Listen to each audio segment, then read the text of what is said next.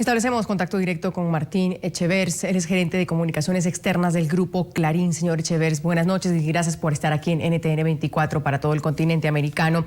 Para el Grupo Clarín, el gobierno avanza al margen de la ley.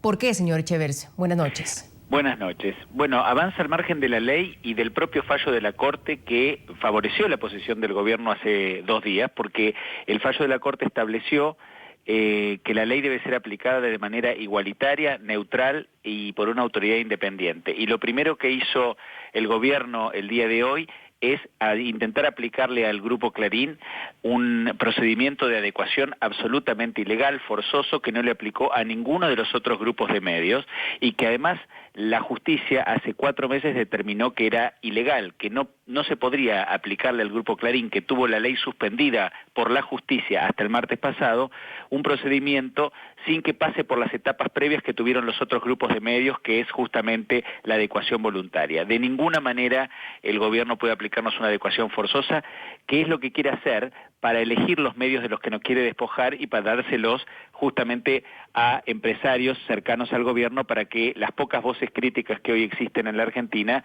se apaguen. Señor Echevers, buenas noches. Yo le quiero preguntar por las opciones legales que le quedarían al Grupo Clarín. ¿Existe alguna posibilidad jurídica de salir adelante, de revocar esta medida o simplemente tienen 15 días para cumplirla?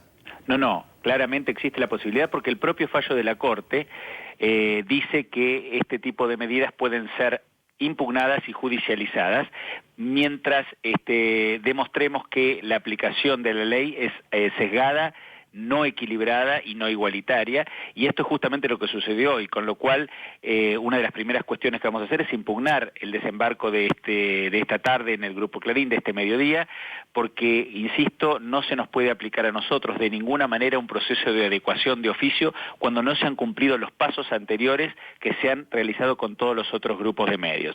Así que, obviamente que esto va a ser impugnado, y además la propia Corte, 2 miembros de la Corte han dicho ayer y antes de ayer que la cuestión del plazo de adecuación del Grupo Clarín es un tema a discutir judicialmente. O sea que 2 miembros de la Corte que firmaron el fallo en favor del gobierno ya han dicho públicamente que la cuestión del plazo de adecuación es un tema que hay que volver a tratarlo en tribunales. ¿Qué significaría, señor Echevers, en caso de ese escenario, que el Grupo Clarín tenga que cumplir con este fallo? ¿Es romper, es desmembrar al grupo? Obviamente ese fue el sentido de la ley de medios.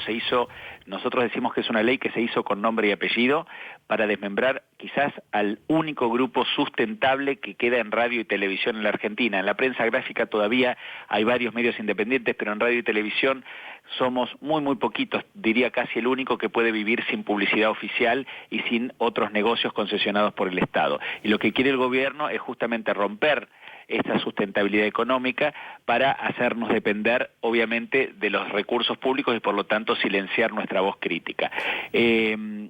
Obviamente que este es el objetivo de la ley, obviamente que ahora se abre una nueva etapa donde nosotros el fallo, y lo hemos dicho, lo vamos a apelar en tribunales internacionales porque creemos que es contrario a la jurisprudencia de la Corte Interamericana de Derechos Humanos, pero también hemos dicho que como fallo de la Corte lo vamos a respetar y lo vamos a cumplir. Pero sí queremos que se nos otorguen las mismas alternativas, las mismas condiciones y las mismas posibilidades que tuvieron todos los otros grupos de medios que fueron en su momento favorecidos por el gobierno.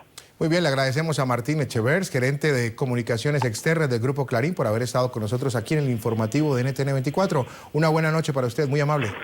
Gracias a ustedes.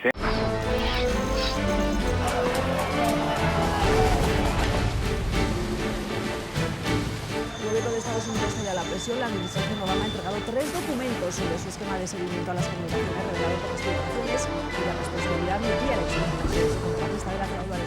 Las elecciones presidenciales de Venezuela, donde resultó electo el mandatario de este país, Nicolás Maduro, ya que la organización no tuvo una presencia en este país.